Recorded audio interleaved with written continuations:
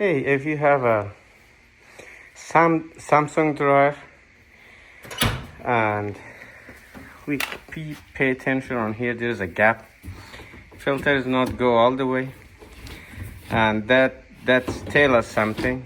So take your filter, pay attention. Let me turn on the flashlight so you can see a lot of lens stock back there.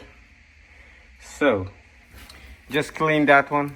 The filter gonna fit nice and clean, and the same way, so you can prevent for a lot of problems in the future.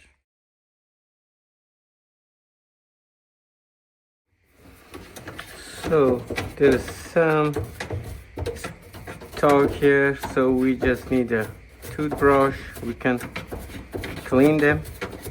If it goes through, that's totally fine, because we're gonna blow them out. So in a minute. All right, as you can see, I done almost.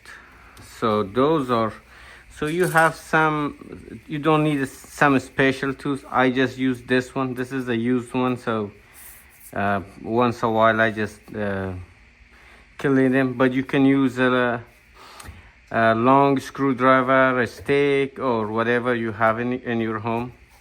Doesn't matter. You don't need some special tools. So you can see now we almost goes through. So once we're done, I'm gonna vacuum it and see how it works.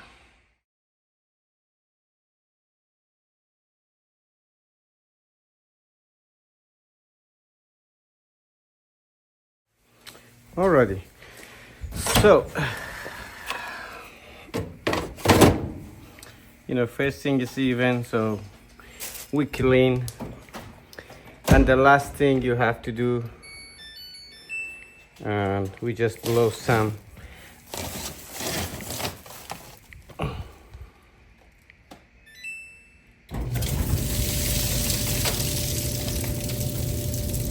And that's it.